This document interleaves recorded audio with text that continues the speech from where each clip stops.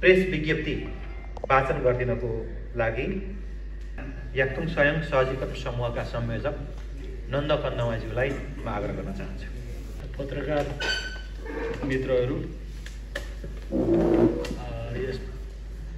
यस पत्रकार सम्मेलनमा उपस्थित हुनुहुने सम्पूर्ण महानुभावहरू, यो आन्दोलनमा नेतृत्व गर्नुहुने समग्र नेतृत्वगणहरू, अब आजको पत्रकार सम्मेलनमा म यो दुईटा, एउटा प्रेस विज्ञप्ति छ, अर्को चाहिँ आन्दोलनको कार्यक्रमहरू छ, यो दुईटै म पढेर सुनाउँछु। म धेरै अरू कुरा नगरिकन यो पढ्नतिर नै लाग्छु। पत्रकार मित्रहरू, मुकुलुङ संरक्षणको लागि निरन्तर रूपमा आन्दोलन भएको करिब 5 वर्ष भएको छ। 5 वर्ष क्रस गरिसक्यो र यति लामो अवधिमा पनि राज्य पक्षले जनसमुदायको आवाज सुनिरहेको छैन। उल्टै मुकुलुङ आध्यात्मिक आस्थाको स्थललाई अतिक्रमण गर्ने, केवल कार खारेज गर्नु सट्टा निर्माणलाई तीव्रता दिने काम भइरहेको छ। यसको विरुद्धमा शान्तिपूर्ण रूपले विरोधमा सामेल तथा मुकुलुङ पदयात्रामा गएका मानिसहरूलाई दमन गर्ने, पक्राउ गर्ने, बन्दी बनाउने, वारेन्ट जारी गर्ने काम भएको छ। राज्य तथा राज्य संरक्षित भिजिलान्तीहरूद्वारा 2081 साल कार्तिक 23 गतेको खुकुरी काण्ड, माघ 12 गतेको पलुडाँडाको गोलीकाण्ड, फागुन 8 र 9 गते नामजाङ्गे तल्लो फेदीमा भएको पदयात्राका व्यक्तिलाई ज्यान मार्ने, ज्यान लिने खालका गतिविधिहरू र पत्रकारहरूलाई कुटपिट तथा अपहरण र फागुन 10 गते फुङदुङमा भएको मानवाधिकारको चरम हनन गर्दै मानवता विरुद्धको गम्भीर अपराध गरेको कुरा सर्वविदितै छ। यसपछि राज्य पक्षको वार्ता समितिसँग माघ 22 गते भएको निर्माण कार्यालय स्थगन गर्ने वार्ताको सहमतिलाई पनि राज्य पक्षले पालना नगरी तोडेको छ। मुकुलुङ संरक्षणकारीहरू वार्ताको विरोधी होइनन्। हामी सार्थक वार्ताको पक्षमा छौँ। हामी वार्तामा बस्न तयार छौँ। स्मरण रहोस्, फागुन 27 गते भएको सरकारी पक्षको अकर्मण्यताका कारण वार्ता बिथोलिएको अवस्थामा मुकुलुङ संरक्षणकारीहरूलाई नेतृत्व गर्ने सङ्घ संस्था तथा सङ्गठनहरूले वार्ताको वातावरण बनाउन 4 बुँदे शर्तहरू राखेको सबैलाई थाहा छ। हाम्रा 25औं साथीहरू बन्दी अवस्थामा छन्। 20औं साथीहरू वारेन्टेड भएका छन्। केवल कारको काम स्थगन गरिएको छैन। शान्तिपूर्ण प्रदर्शनलाई बिथोल्ने, भिजिलान्तीहरूलाई सुरक्षा दिने सशस्त्र र जनपद प्रहरीलाई फिर्ता गरिएको छैन। घटनामा संलग्न भिजिलान्ती र गोली हान्ने संलग्न सुरक्षाकर्मीसहित सरकारी अधिकारीलाई कारबाही भएको छैन। यस्तो अवस्थामा हुने वार्ता कसरी सुमधुर र सौहार्दपूर्ण हुन्छ भन्ने हाम्रो प्रश्न छ र वार्ताको वातावरण नै बन्न सकेको छैन। त्यसैले हामीले यी सबै कार्यहरूका विरुद्धमा आन्दोलन गर्नुको विकल्प भएन र मुकुलुङ संरक्षण र केबलकार खारेजको मुद्दा टुङ्गोमा नपुगेसम्म वार्तालाई खुला राख्दै आन्दोलनलाई सँगसँगै बढाउन मुकुलुङ संरक्षणको लागि आन्दोलनका कार्यक्रमहरू घोषणा गरेका छौँ। यस आन्दोलनलाई सहयोग पुर्याइदिन हुन हामी सम्पूर्ण पत्रकार, जनसमुदाय, राजनीतिक दल, नागरिक समाज, विभिन्न व्यवसायमा संलग्न व्यवसायी लगायतका जनसमूहलाई हार्दिक अनुरोध गर्दछौँ। मुकुलुङ तानसेपचुम्बो र मुकुलुङ संरक्षण अन्तर्दलीय सङ्घर्ष समिति। अब यस पछाडि म आन्दोलनको कार्यक्रमहरू यहाँहरू समक्ष राख्न चाहन्छु। मुकुलुङ संरक्षण आन्दोलनका कार्यक्रमहरू, यो चाहिँ माथिको बाटो चाहिँ मैले पढिनँ, तलको कार्यक्रमहरू मात्रै यहाँहरू समक्ष राख्न चाहन्छु। मुकुलुङ संरक्षण गर्न, केवल खारेज गर्न भएका शान्तिपूर्ण आन्दोलनमा ओली सरकार र सरकारको संरक्षणमा घटाइएका यी घटनाहरूको विरुद्ध वार्ता आन्दोलनलाई सँगसँगै लाने गरी आन्दोलनका निम्न कार्यक्रमहरू घोषणा गरिएको छ। कार्यक्रमहरू 2 फेजमा छ।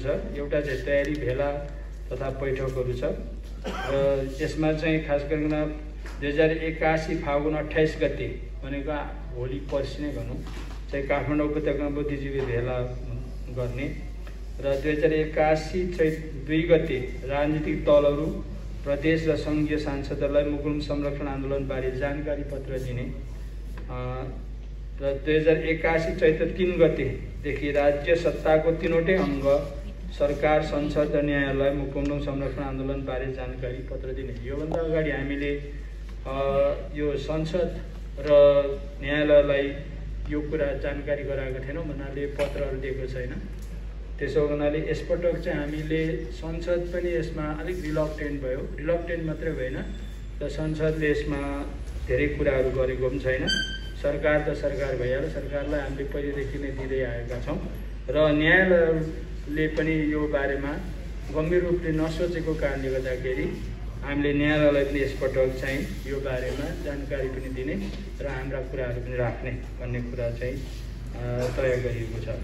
र 2081 चैत 4 गतेदेखि चैत 12 गतेसम्म चाहिँ हाम्रो संरक्षण कार्य अगुवा कार्यकर्ताको भेला तथा छलफल हामी गर्दैछौँ। त्यसमा तेह्रथुम, पार्थ, धनकुटा, शङ्करसभ र ताप्लेजुङको भेला सम्भवतः एक ठाउँमा हुन्छ र इलाम, झापा, मोरङ, सुनसरी जिल्लाको भेला तथा छलफल, सोलु, खोटाङ, भोजपुर, ओखलढुङ्गा र उदयपुरको भेला तथा छलफल र काठमाडौँ उपत्यकाको भेला तथा छलफल चाहिँ चैत्र 4 गते हामी गर्दैछौँ। त्यसै गरेर अन्य जिल्लाको भेला तथा छलफल पनि हुन्छ, त्यो चाहिँ यहाँ तोकिएको छैन, पछि नेतृत्व टिमले तोक्नेछ र अन्तर्जातीय समन्वय तथा भेला पनि हुनेछ। यो चाहिँ यसको नेतृत्व चाहिँ जनजाति महासङ्घले गर्नेछ भन्ने हाम्रो आशा छ र त्यो कुरा पनि त्यसरी भएको छ। र 2081 चैत्र 6 गते अन्तर धार्मिक समन्वय भेला समन्वय तथा भेला हुनेछ, गरिनेछ। 2081 चैत्र 7 गतेदेखि अन्तर्राष्ट्रिय निकायहरूमा चाहिँ मुकुन्द संरक्षण आन्दोलनबारे विस्तृत जानकारी पत्र दिने। योभन्दा अगाडि पनि अन्तर्राष्ट्रिय निकायहरूमा चाहिँ धेरै कुराहरू भइसकेको छ, पठाइसकिएको छ र यसपटक चाहिँ बाँकी रहेको निकायहरूमा हामी यो मुकुन्दको आन्दोलनको बारेमा, मुकुन्दमा भएको यो चाहिँ मानवाधिकारको हननको बारेमा अझै सिरियसली हामी अरू निकायहरूमा पनि पठाउनेछौँ। त्यो कूटनीतिक निकायहरूमा पनि हामी पठाउनेछौँ। अनि 2081 चैत्र 15 गतेदेखि 22 गतेसम्म चाहिँ 14वटै जिल्लामा गाउँ जागरण अभियान, 14वटा जिल्ला भनेको प्रदेश नम्बर 1 को 14वटा जिल्लाहरूको गाउँ गाउँमा गाउँ जागरण अभियान र घाइते तथा क्वारेन्टाइनहरूको परिवारसँग भेटघाट गरिनेछ र यही समयमा मुकुन्द संरक्षण स्वयंसेवक टोली पनि गठन गरिनेछ, निर्माण हुनेछ। यो ताप्लेजुङ जिल्लामा अलिक बढी केन्द्रित हुनेछ यो स्वयंसेवक टोली गठन गर्ने काम अथवा निर्माण गर्ने काम चाहिँ। यही समयमा मध्य प्रदेशमा पनि समस्या समितिहरू निर्माण गरिनेछ। 2 जनप्रदर्शन, आमसभा, अनसन र बन्दको हाम्रो फेज छ। यसमा चाहिँ 2081 चैत्र 2 गते धरानमा मुकुन्द सम्मेलन हुनेछ, गरिनेछ र 2081 चैत्र 3 गते ताप्लेजुङ फुङनिङमा रिले अनसन सुरु गरिनेछ। रिले अनसन चाहिँ ताप्लेजुङ फुङनिङमा मात्रै हुन्छ र 2081 चैत्र 3 गते जुम मार्फत विश्वभरि जानकारी दिन राज्यद्वारा मानवता विरुद्धको जघन्य अपराध गरिएका फुङनिङ घटना सहितका घटनाहरूमा पक्राउ परेका, किनभने फुङनिङमा मात्रै घटना भएको छैन, अन्य ठाउँमा पनि घटना भएको छ, त्यसले गर्दाखेरि सबैलाई लिएर र वारेन्ट जारी भएकाको नामावली पनि हामी जारी गर्छौँ र गर्दै घाइते भएका घाइतेहरूको पत्रकार सम्मेलन गरिनेछ। यो चाहिँ चैत्र 3 गते। अब 2081 चैत्र 4 गते चाहिँ साङ्केतिक रूपमा एसियन हाइवे भनेको हाम्रो तलको हाइवे भनौँ न, पूर्व पश्चिमको हाइवे केन्द्रित प्रदेश नम्बर 1 लाई 1 दिन बन्द गर्ने कार्यक्रम रहेको छ र यो चाहिँ चैत्र 4 गते हो। र चैत्र 6 गते चाहिँ काठमाडौँमा सिंहदरबार घेराउ र सभा गरिनेछ, चैत्र 6 गते हो।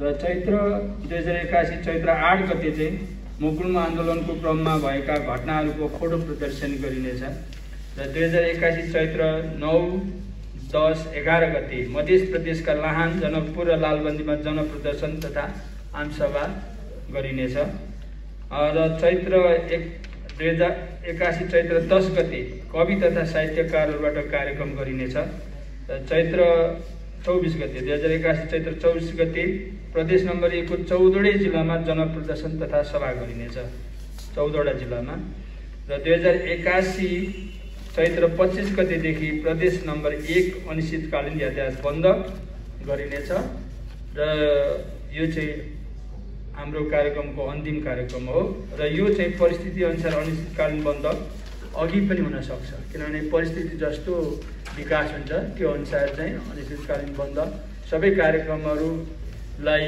एकातिर राखेर त्यो बन्दमा जानुपर्ने अवस्था पनि हुन सक्छ, किनभने राज्य यो हामीमा भर पर्ने भएन, राज्यमा भर पर्ने हो। त्यस हुनाले राज्यले जस्तो स्थिति खडा गर्छ त्यसको प्रतिवाद गर्नको लागि हामीले त्यो गर्नुपर्ने अवस्था पनि आउन सक्छ।